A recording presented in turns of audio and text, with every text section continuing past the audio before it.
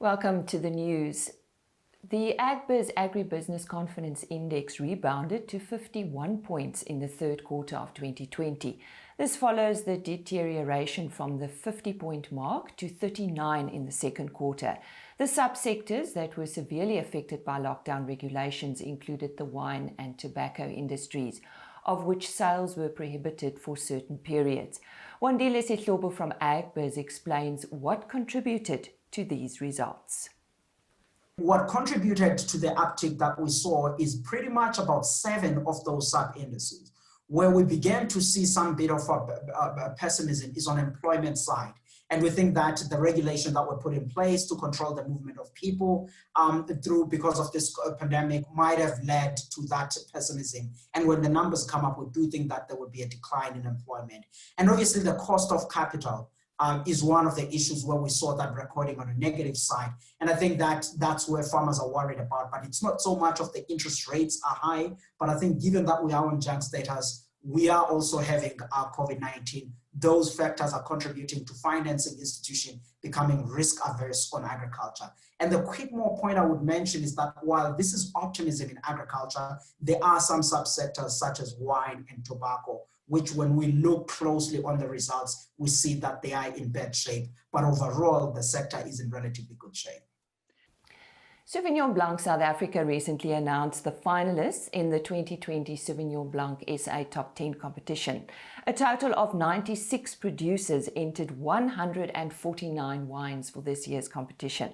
According to the organization, the 20 finalists showed a good balance with 8 wines from the 2020 vintage and 10 from the 2019 vintage. And Astral Foods Limited recently indicated that the earnings per share and headline earnings per share for the year ending 30 September 2020 are expected to be down by not more than 25%. This is compared to last year's results. The financial year includes water supply costs incurred at the group's poultry processing plant in Standerton, countrywide and localized load shedding in Standerton, plus additional costs to manage the risk associated with COVID-19 have negatively affected the financial results for this year. Well, that's today's news, but stay with us. Earlier in the month, I spoke to Mashilo Phosa from Chemunique about the value of good mineral nutrition as far as our sows are concerned. En so 'n bietjie later in die program gesels ek met Dr. Liza Roux. Ons het ook vroeër in die jaar met haar gesels oor goeie parasietbeheer en sy is van Zoetis. So bly ingeskakel. Simparica by Zoetis. Your best friend's best friend. Soja is waarskynlik een van die belangrikste bates op 'n varkplaas. Daarom is die voeding van hierdie diere van kardinale belang. In ons derde episode van die SwiNE Nutrition Management reeks fokus ons vandag op sogeenhede op 'n varkplaas en die tipe voer wat hierdie diere gevoer moet word.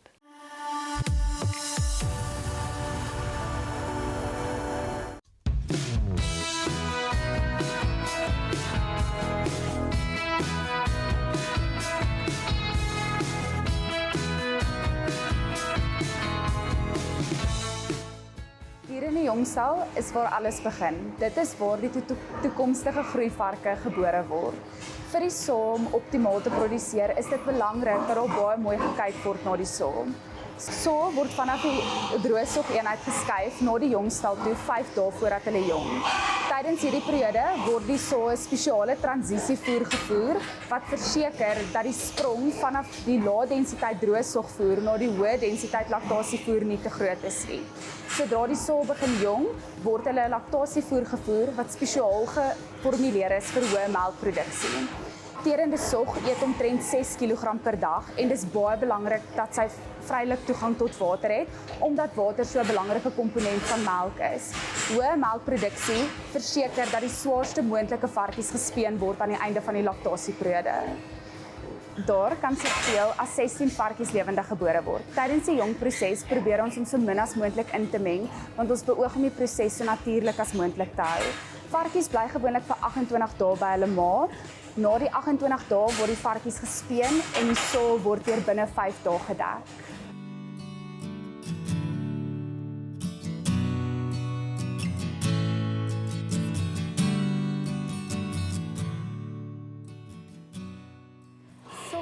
produksie is 'n baie belangrike aspek van sogvoeding. Daarom word die P2-metings in die begin van die laktasieperiode as ook aan die einde van die periode geneem.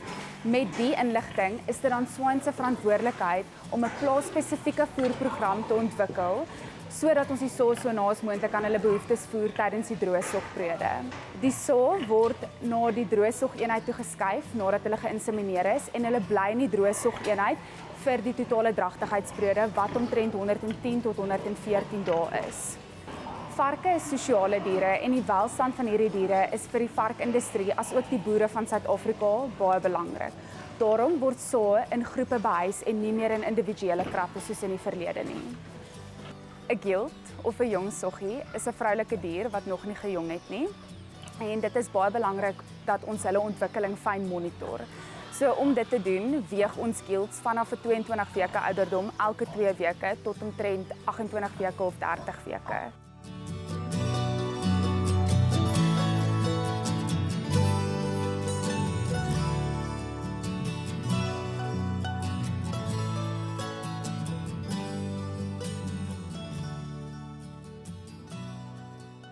Die grootmaak van gilts is baie belangrik, omdat die diere die toekoms van die kudde is.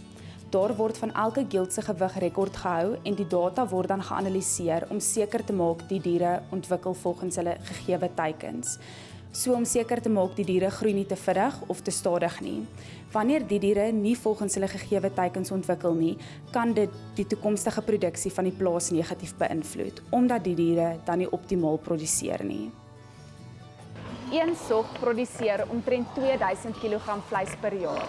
En as mens dit vergelyk met haar liggaamsgewig van ongeveer 200 kg, is dit 10 keer meer as wat sy weeg.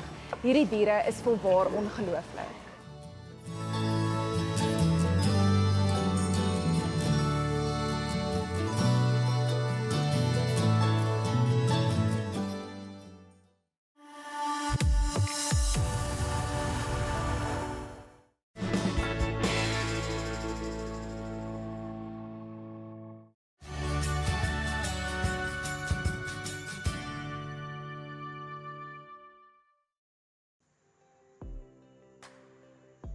En hoe kan ons nie anders as om na mielies te kyk nie?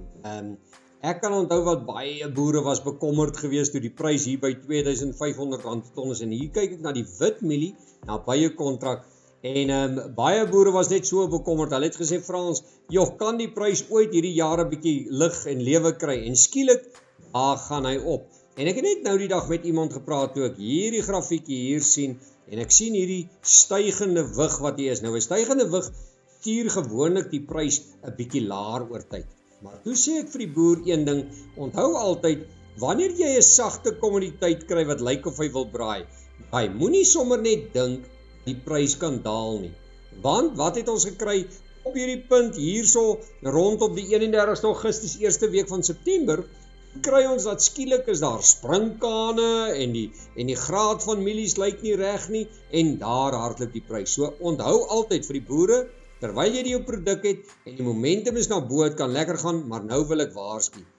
Hierdie kerse is baie onseker. Kyk mooi hierdie vensters. Hier's 'n venster, daar's 'n venster, daar's 'n klein venstertjie, hier's 'n venster. Hierdie is alles vensters wat jy pragtig sien met lopies. So die boere moet net versigtig wees. Wanneer hierdie venster in sy eerste vlakkie lê tussen 3169 en 3146 en is baie naby waar hy nou beweeg het. As hierdie tendenslyntjie hierdie ondersteunlyn gaan verander in 'n weerstand, kan ons baie maklik sien dat hierdie venstertjie, en ek wil net sy vlakkie daar vir die boere gee, kan ons baie maklik sien dat hierdie venstertjie tussen 2985 en 3050 skielik 2985 en 3050 baie, nie 3050 nie, ek is jammer julle, 2985 en 1977 kan sluit. Wel, my tyd is uit.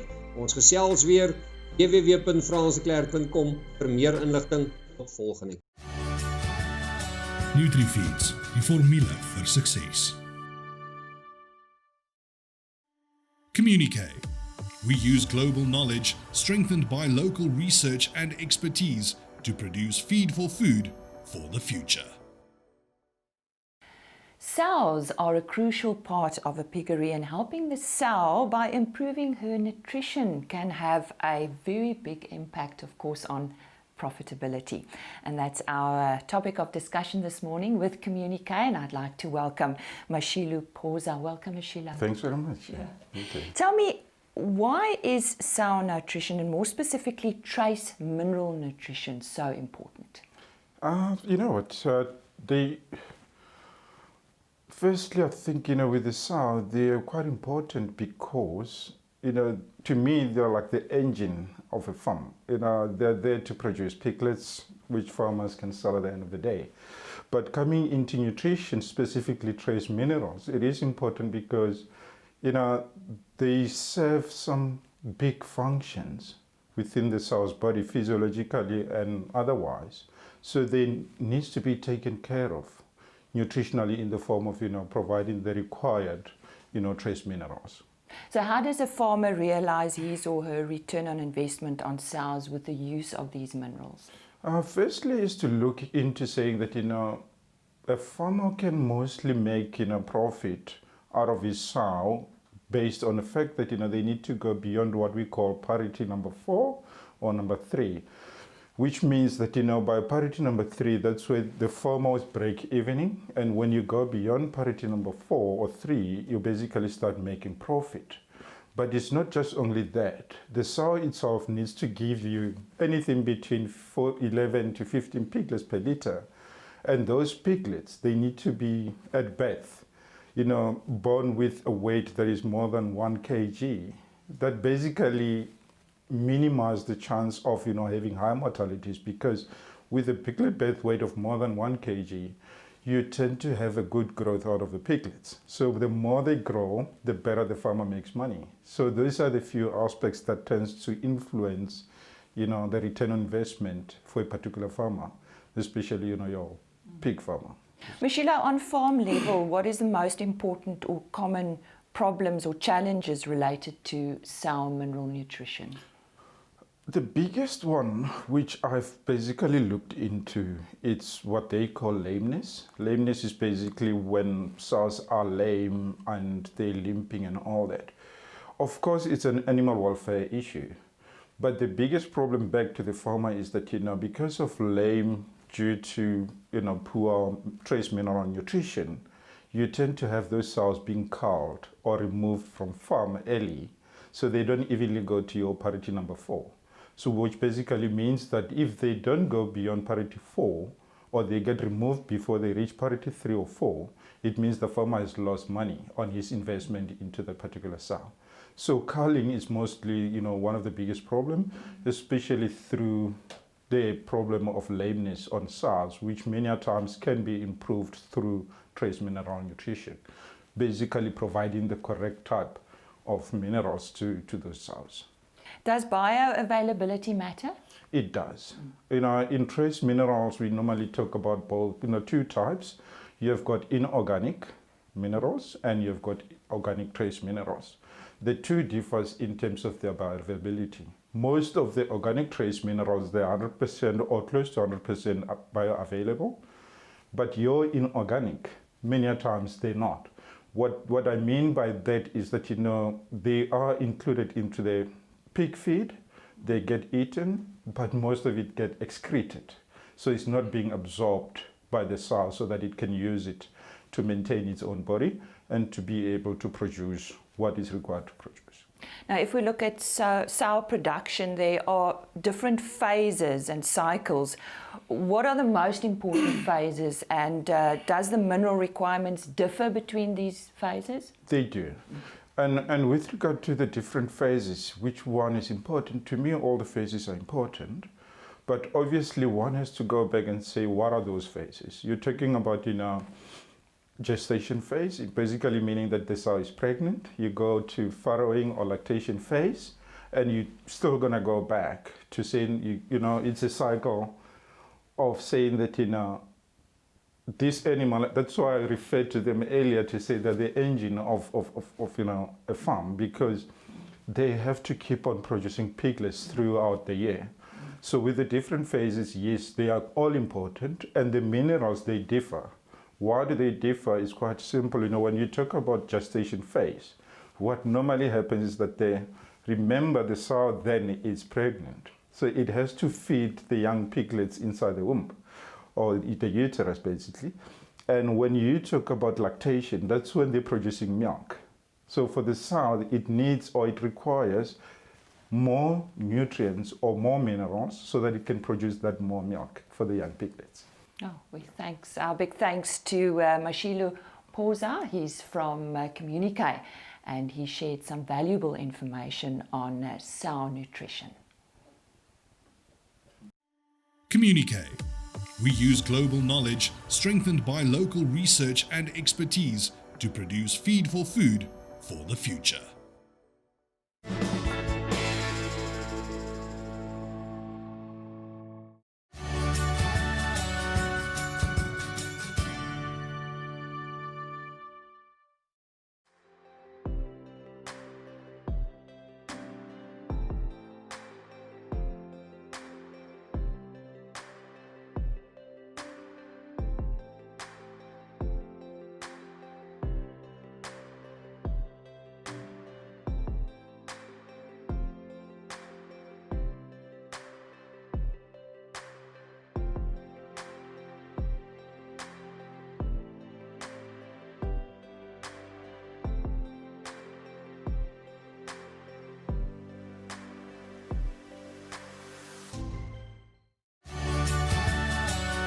Standaardbank, voluit vorentoe.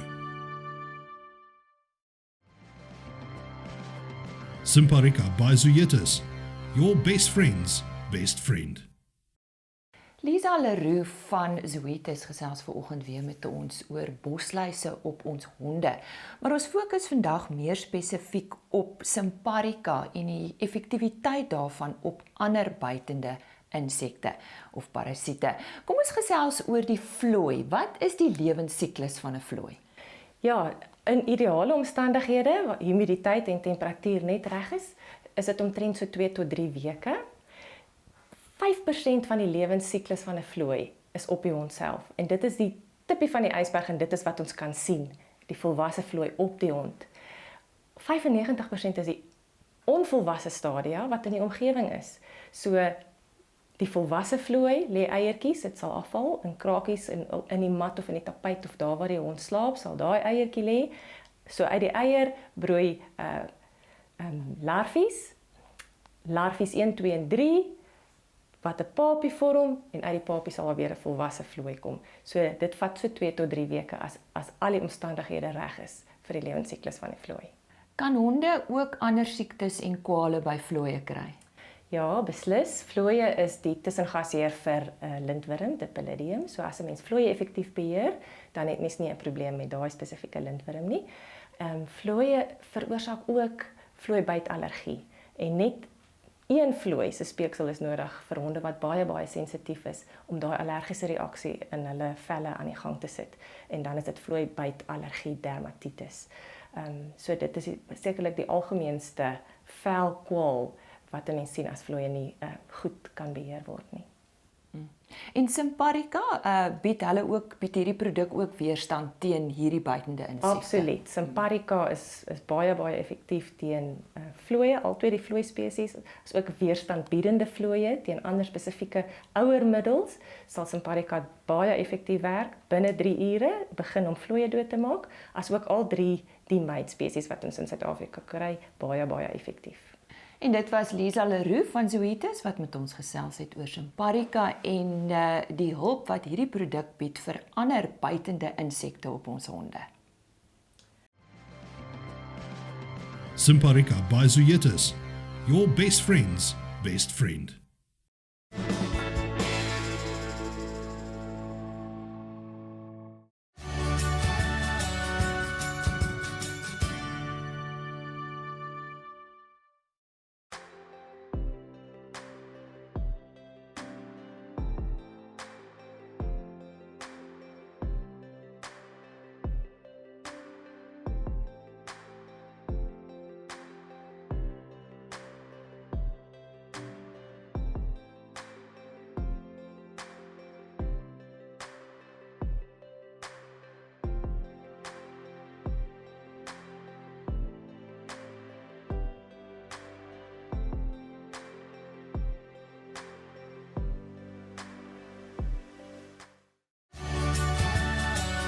Netafone.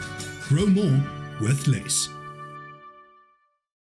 Vertoon u diere tekens van swak groei en diarree. Baie plase word geraak deur ongediagnoseerde diere wat koksidia het. By Cox 5% is 'n koksidiosit, 1 dosis op 'n jong ouderdom, help met lewenslange immuniteit teen koksidia, wat verbeterde groei en vroeë bevrugting aanhelp. Anders as antibiotika, maak by Cox 5% die intrasellulêre stadiums van die parasiet dood en bevorder die ontwikkeling van natuurlike immuniteit. Voorkom, beskerm, profyt met by Cox 5%. Beskikbaar by u dieregesondheidsverskaffer of vra u beheeragent.